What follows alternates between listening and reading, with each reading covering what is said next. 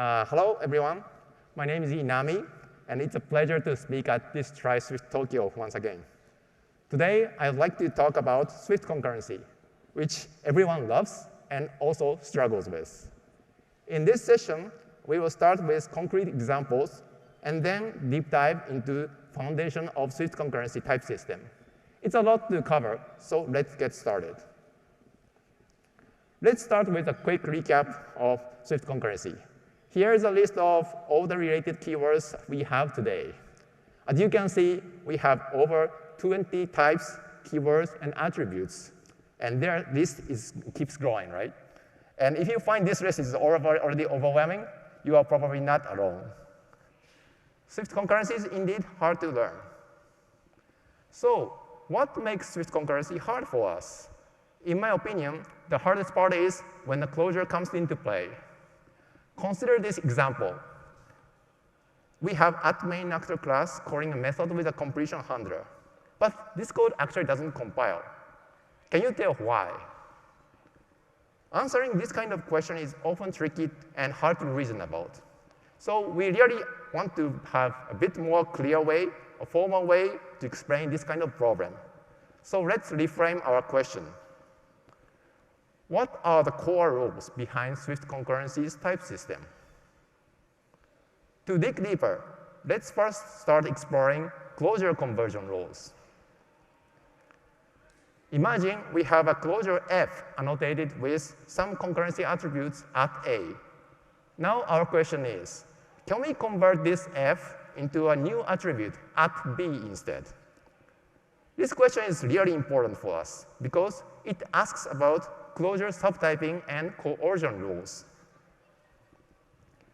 And if we play around with Swift code a bit, we will get this kind of conversion results. Note that in this slide, they are all synchronous conversion.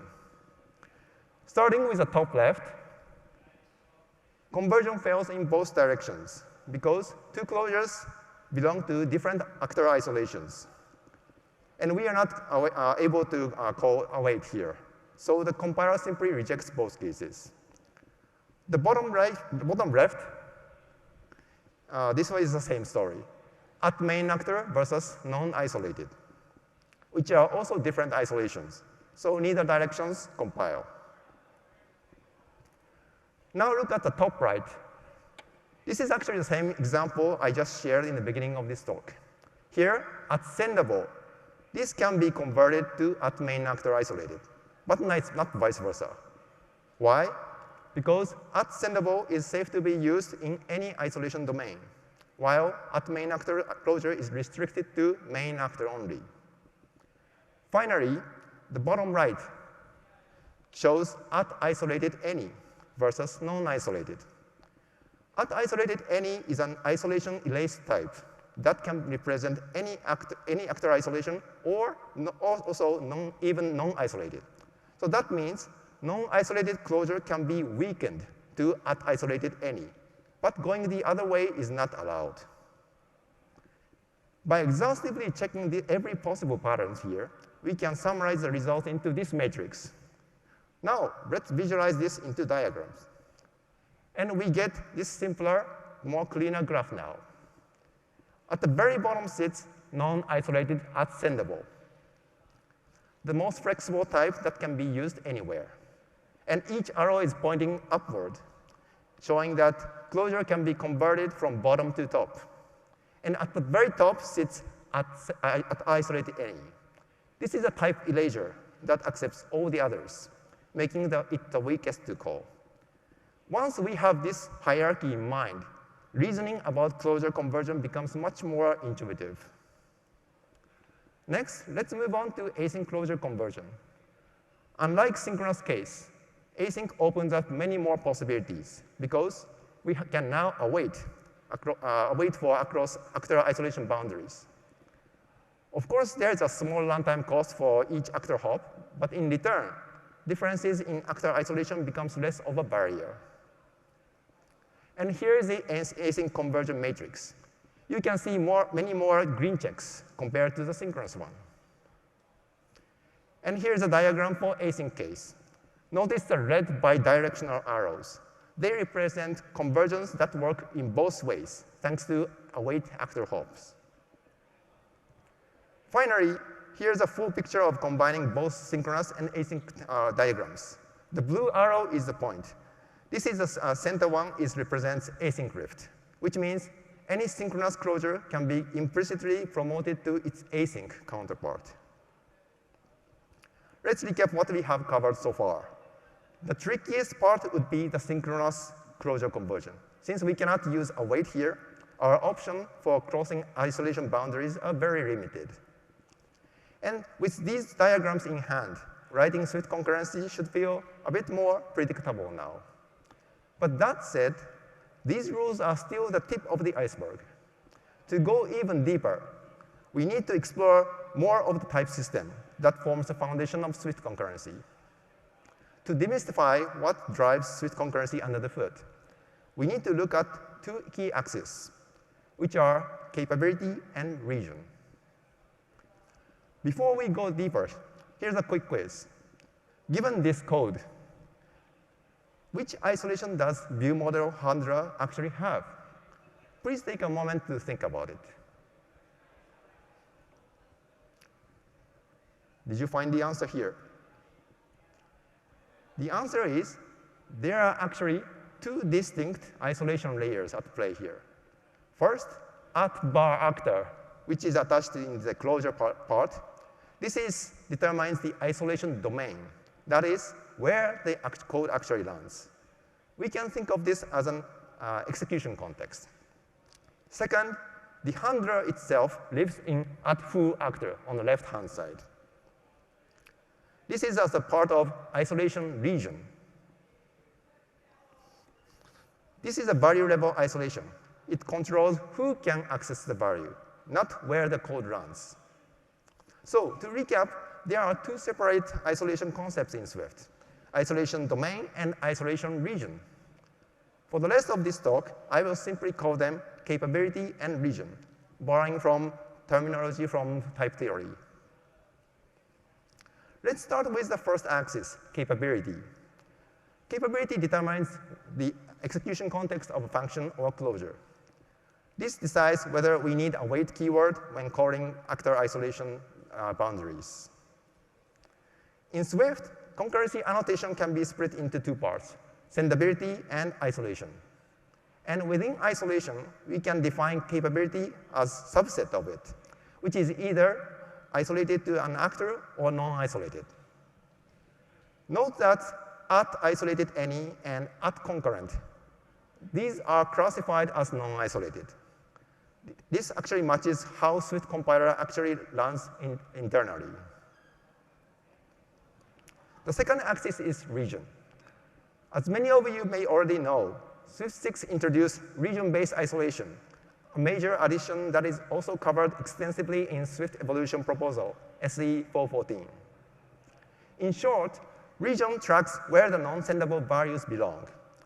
A value can be one of three states: disconnected, meaning it's free and it's not bound to any actor yet; isolated to actor A, meaning it's tied to a specific actor; or task region, meaning it's bound to a current task inherited from the caller. Here's a concrete example of how region check works. First, we create x as a non-sendable value. At this point, it's in a disconnected region. Then we assign it to a main actor region, a main actor isolated property, which binds x to the main actor region. Now, if we try to pass this same x to the different actor, for example, the compiler rejects it. And this makes sense. Once a value is bound to some actor region, it cannot jump to the other. Under the hood, Swift compiler performs this check line by line, using a key operation called region merge. Region merge works like in this table. The key inside here is that merging two different actor regions produces an invalid state, meaning the compiler will reject it. And once again, using a diagram is much more intuitive to understand. This kind of structure is so-called join semilattice. A value starts at the leftmost node as a disconnected region. This can be merged to the right direction to the either actor-isolated region or task region. But these two branches in the middle never mix together. If we do so, it will be promoted to a rightmost node, which is invalid region. And this causes compiler error. To summarize capability and region, capability answers where does the code run, and it's the execution context.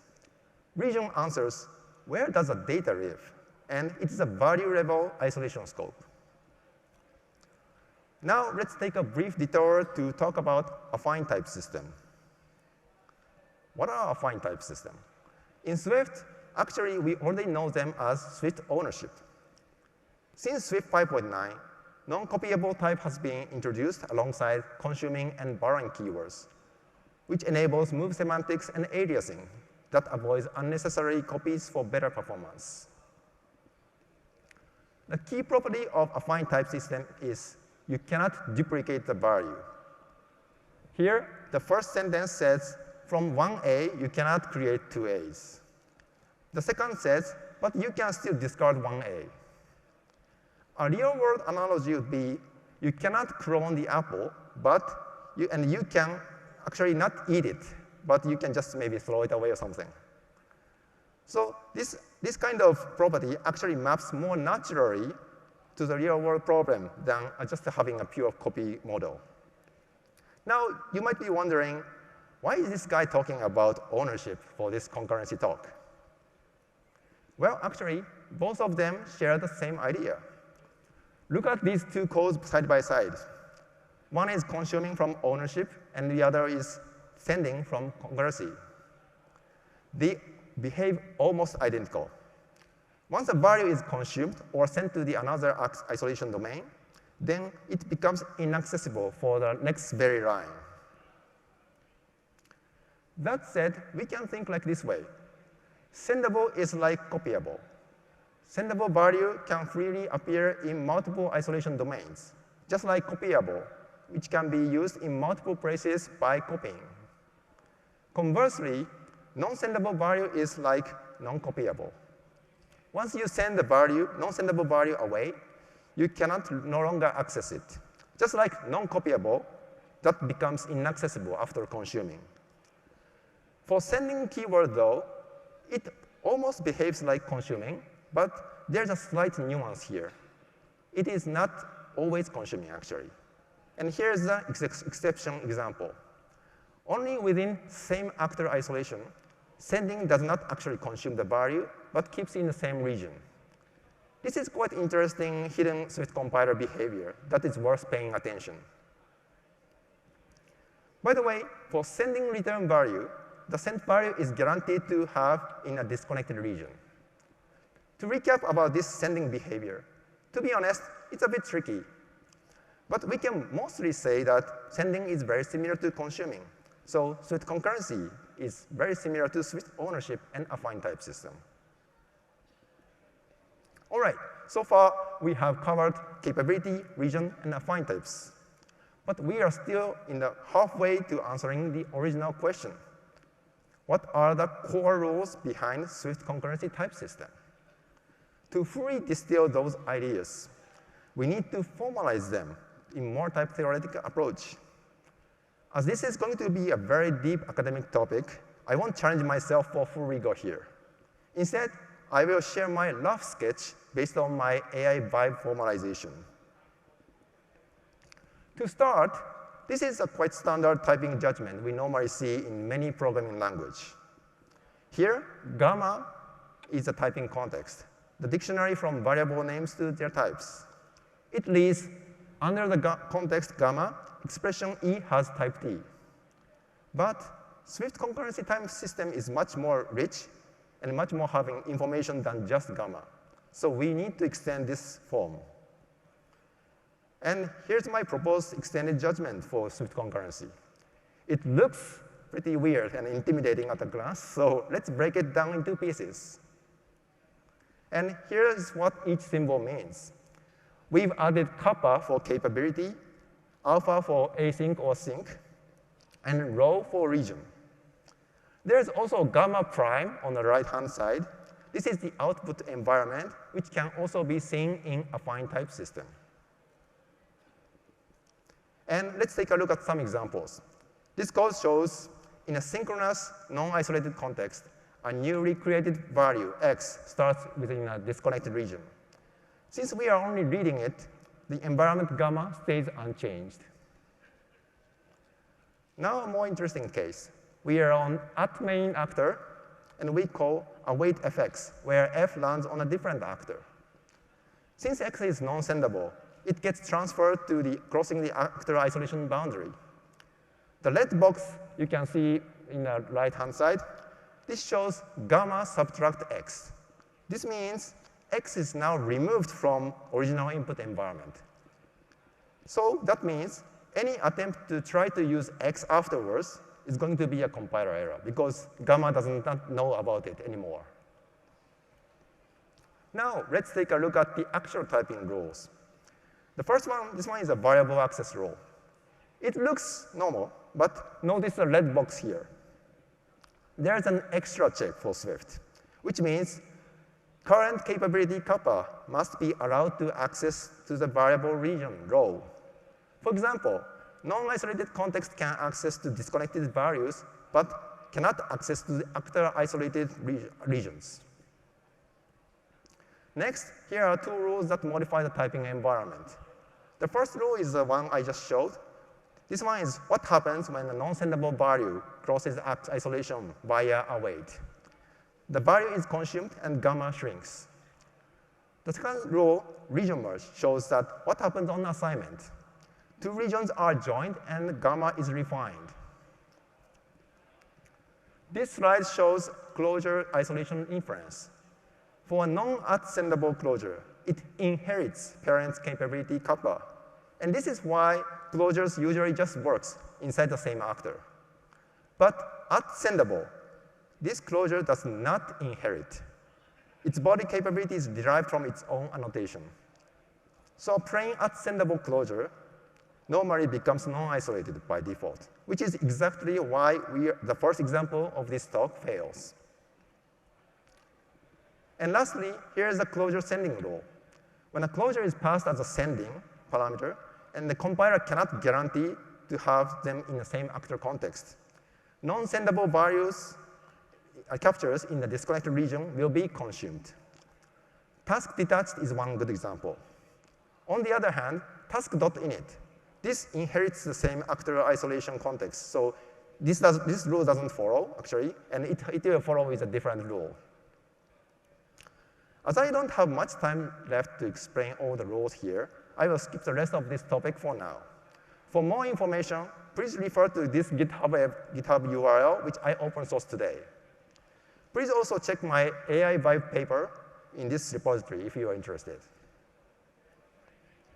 To recap about this type system topic, capability, region, and affine type system.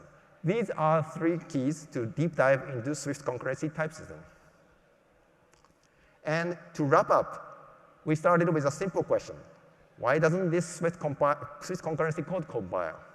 And we ended up digging into its core rules in depth. Yes, Swift concurrency is indeed a very deep topic, but that depth is what makes Swift powerful. Unlike many other programming languages that rely on runtime locks or just wishes for the best, Swift can guarantee lock-free, data race safety at compile time, which is really awesome feature. And not so many programming languages can do this. This is a great thing. And I believe this is worth learning curve. I hope this talk gave you some new insights to reason about Swift concurrency. And that's all for my talk. Thank you very much for listening, and please enjoy the rest of Try Swift Tokyo.